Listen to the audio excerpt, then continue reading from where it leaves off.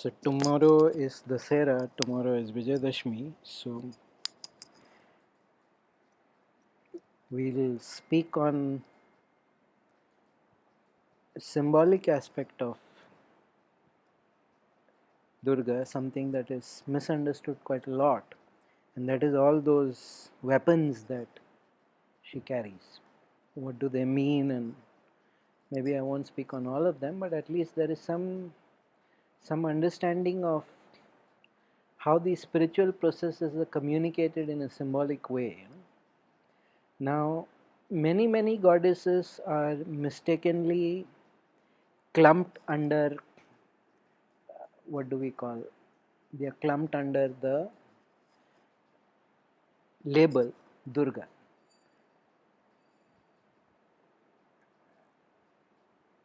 It's become popular now.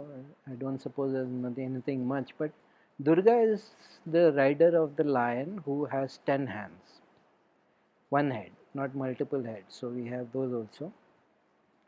Now you must understand something about the yogic rupams, or the kind of devtas that are worshipped.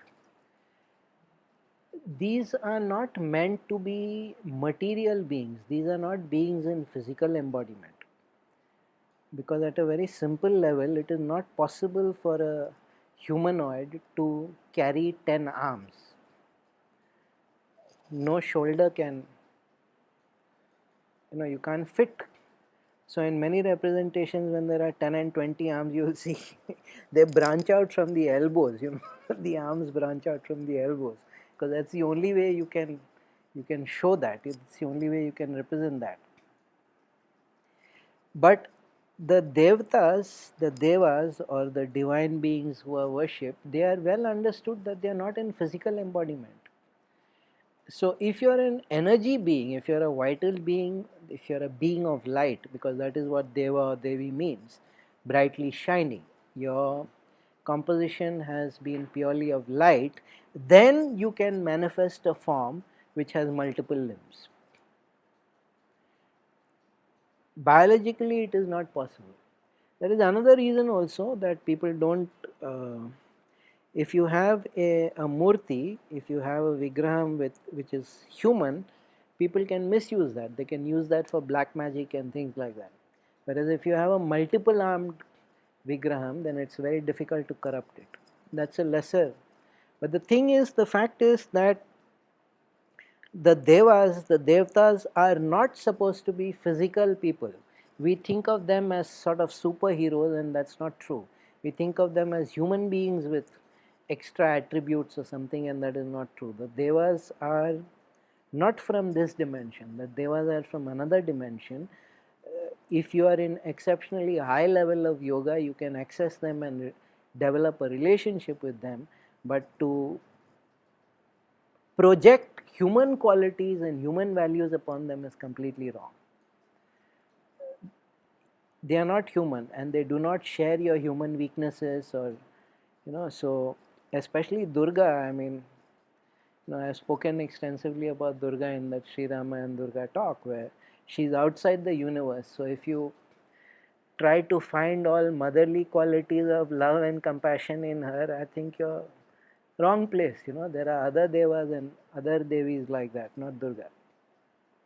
And Durga, anyways, like I said, is also a created form. The devas got together and they actually created her. That is another thing we can do in India. If you're a powerful enough yogi, you can create your own deva. It's quite feasible. It is still being done. You can create your own deva. There are certain people who have evolved spiritually, and then some particular deva or devi sitting in a temple is tired of constantly listening to all the people coming and pleading and asking, and she's like, okay, time for me now to move forward. Then that evolved soul replaces the deva over there. So all these are things which sound weird, but I'm telling you it is so. It's quite possible. So very often you feel, you go to a temple and you feel something's different about here. That's because the person in residence has quit, and now there is new management there. And they are still learning the ropes, how to deal with all this, and They're still getting used to the puja vidhi and all that. So it's quite, there are temples which recently established, and you can see the Shakti build up.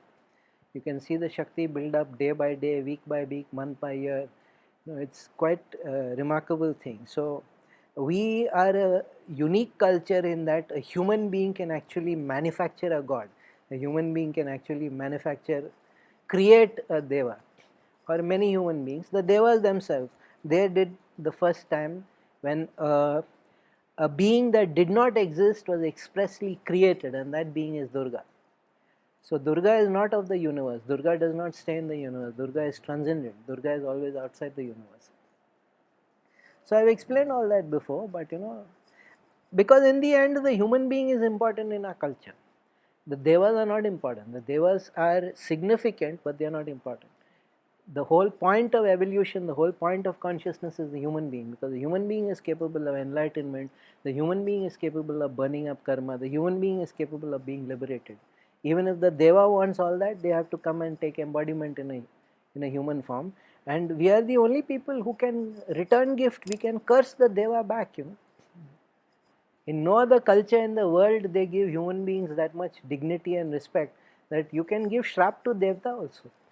And if you have that much Shakti, the shrap will work on the devta. If you read the Greek myths, they are just writhing under the tyranny of the gods, The gods are very capricious, and we should try that kind of stunt with some of our rishis, They would immediately, you know. The universe, by our understanding, by the yogic understanding, the universe is not run by the gods, the universe is run by the rishis. That's a different story for another time. But understand this, the important fact of consciousness is the manava, not the deva. Yes, the deva is much greater than you. Do not think therefore that you are greater than the deva. No, the deva is much more powerful, much greater, and can crush you like an ant. And if you step on an ant, you don't agonize over it. So people thinking that God is having a special eye on me, that's just the delusion. God has much better things to do. And if you do not know the procedure to contact a deva, you can get crushed just like an ant crushes you. Now these are all the things that people don't like to hear, because we have this whole sentimental way of looking at gods. God is only love. God is also in the typhoon and the hurricane and the earthquake. And that part of it nobody wants to see. But if you are fortunate enough to experience Durga, one day you will. Anyways, that is not the core. We are talking about the symbolism of Durga. You see, when you create a form for worship, forget about why the Devatas created her. Mahishasura Mardini, she had to kill Mahishasura, she did it very efficiently. Chodo. Now we are doing puja. We are worshipping. We are invoking. We are asking. A rupam is created with certain specific qualities that we can manifest in ourselves, or certain qualities that we need to internalize.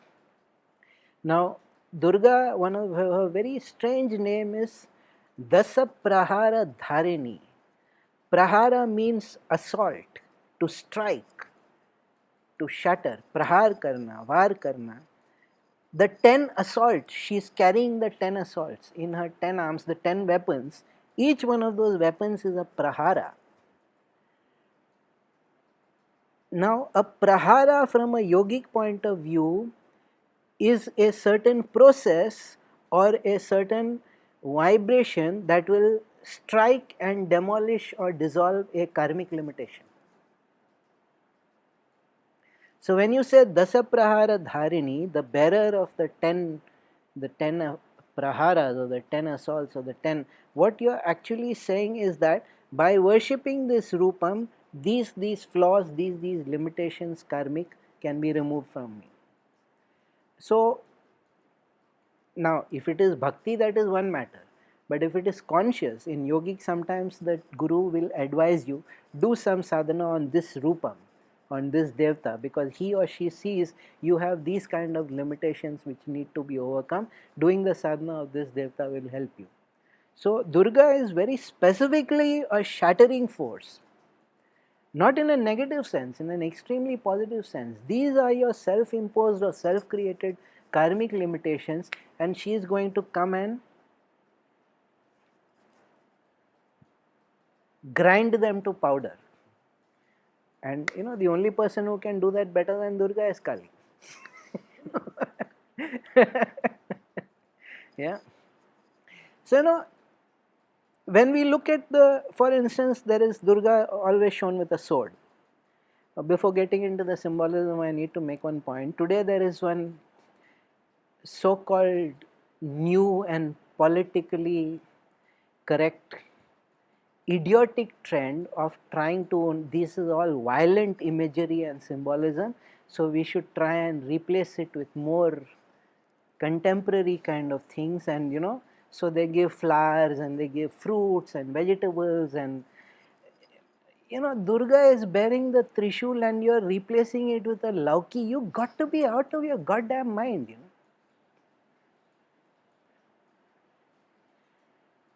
These forms, these rupams are created according to very specific rules by immeasurably great yogis, and if they say this is the kind of ayudham, this is the kind of prahara that must be there, there is a very specific reason.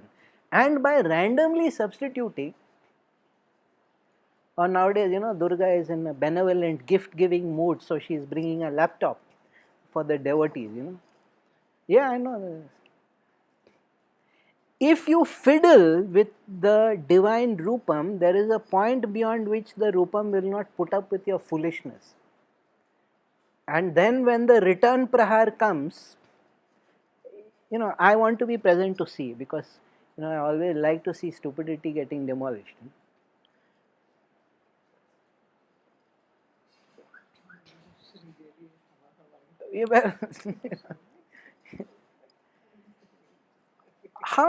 What kind of contempt do you have for your own spiritual heritage? What kind of contempt do you have for your own culture?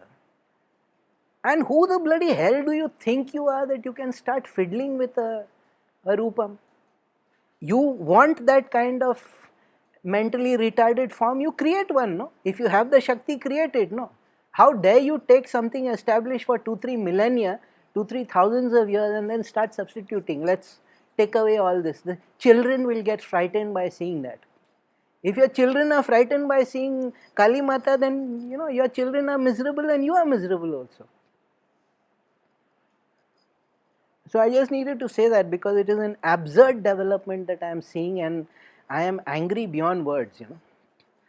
And this just comes from complete contempt, and I will go further and say hatred. There is a lot of self-hatred amongst Hindus. They have contempt for the fact that they are born Hindus, and they are constantly trying to justify themselves to Western minds.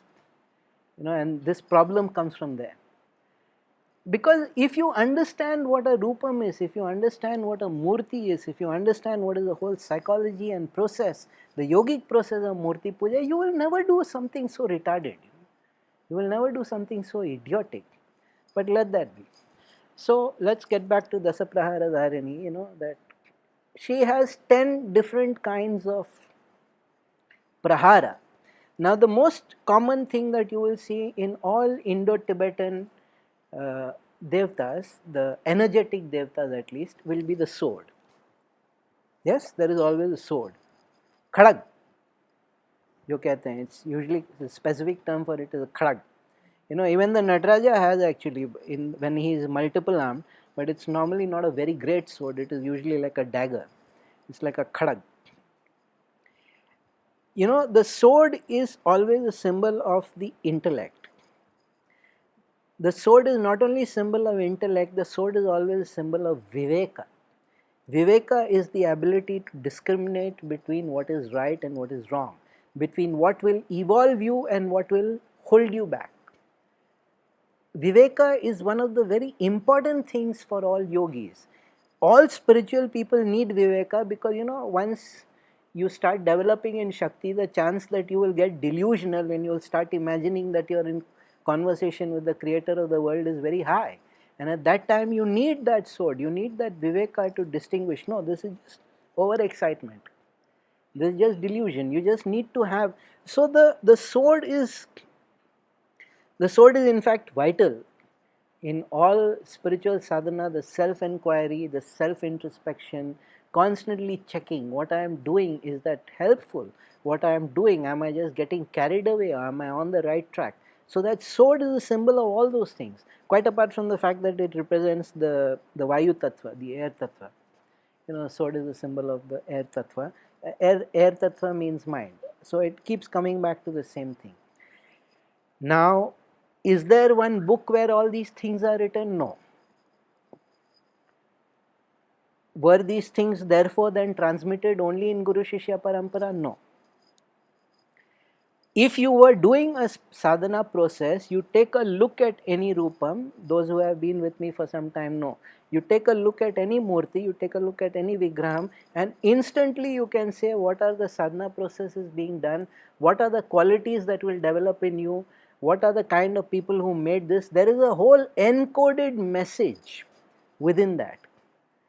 And the minute you look at it, okay, this is how it functions. And then you can decide, is this for me or not? Nowadays, the namaste, this is how the namaste actually is, but nowadays you see pictures, they are all people in the, even how to do a namaste people have forgotten. On the posters you are actually seeing people and the elbows are up. Papad bel rahe hain kya? What are you doing? Just the fact that if you do the namaste correctly, your whole body flows in a different way. The energy, the prana shakti flows in a different way. The minute you do that, everything's gone. And even that much sensitivity no longer remains, that much insight and knowledge, forget practice of one's culture. So the sword is one example like that. The sword is one of those really prime examples. Then the attribute of Durga that is most popular and most common everywhere you see, in fact it has become a default. All Devi temples, all Shakti temples, right outside you will find one big Trishul, yes? It's always a big Trishul. The Shiva was never a Trishul dhari, It is a very recent phenomenon, hardly 500, 600 years old. The Aghora form of Shiva used to carry a Trishul, but it was more a short stabbing, and the Veerabhadra form used to carry a form. But Shiva himself was always axe, bow. Trishul was never part of Shiva. Trishul was always a Devi, but fierce, independent, strong woman, destroying the most powerful Rakshasa in the universe. A lot of social anxiety was created, So they married her off to Shiva, which is completely not true. Durga is not married to anybody. And then they took away that, this is dangerous. Let us give it to him, it is safer. That just shows how society was, but it has nothing to do with Durga. The Trishul is always a symbol of the Kundalini. The Trishul is always a symbol of how the energy flows.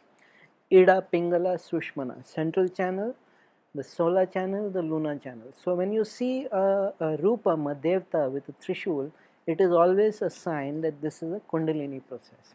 Since the Shaivik forms of meditation and the Shaivik forms of yoga automatically became the Kundalini process, then in the end the Trishul sort of got organically assimilated into the Shaiva thing. But originally Shiva is Khadag, Shiva is Parashu, the axe, Shiva is Pinaka, the bow. Those are the weapons. You look at all the classical representations of Shiva, there is no Trishul anywhere. It's a very recent phenomenon. But the Aghora Veerabhadra they had, because they are very Kundalini. So the minute you see that, you recognize here. Now again, some kind of clue may be given by a teacher or in a book. If they say there is a Trishul, then you kind of understand, okay, that's a Kundalini process. So there is going to be certain kinds of japa, there is going to be certain kinds of puja, there is going to be certain kinds of breathing. Immediately the whole scenario is clear to you, if you understand that. But today I hear absurd things like this represents the Vedas and or this represents the Trigunas, which at least makes some sense. But actually it is not that. That the Trishul, the central column is the central, the Sushmana, where you got to get the Kundalini Shakti flowing through the three gunas are there, but all the gunas have to be in a sense transcended. It is not like if you live in Sattva Guna you have made it. Even the Sattva Guna in the end becomes a limitation. So the Triguna aspect is not really the thing about it. I don't want to go to all the, but sometimes there is something very interesting. You will see that she's got all these fearsome bristling weapons, and in one hand there is a bell. Now a bell is always a symbol of puja vidhi. A bell is always a symbol of ritual transformation, transforming by doing specific rituals, transforming by doing specific. So that is where a guru and a parampara will be, because he will be able to tell you what kind of. But the minute you see, even in Elephanta, you will see the Andhakasura or the Shiva, where he's got a spear, not a trishul, and he's got this bell. So that means that there is a whole bell, घंटा, घंटा बजा बजा के पूजा करते हैं, वो अलग बात है. That bell is not purely for the sound. Many people say it is for the sound, it creates auspicious sound and that drowns out all negativity. Yes, but that is not the point. The bell is always a symbol that there is a whole, for those who are interested, if you find a guru who knows, there is a whole puja vidhi, there is a whole puja process, there is a whole ritual worship process that you can use to access this devta. You can use to access this deva. Sometimes she will have axe. Now axe is again one of the very common symbolisms all across Indo-Tibet, the axe. Now the axe always is a weapon used in the forest, or a tool or an implement used in the forest. And the forest always represents your delusions. The forest always represents where you get lost and wander, and there are wild animals and snakes, and trees can fall on you. The axe is used to cut down your delusions, which is a different process from the sword. The sword is a higher level functioning. First you have to use that crude forester's tool, and you got to first get rid of all your delusions. I've even done one talk, I think. Rule number 1 in sadhana is don't delude yourself.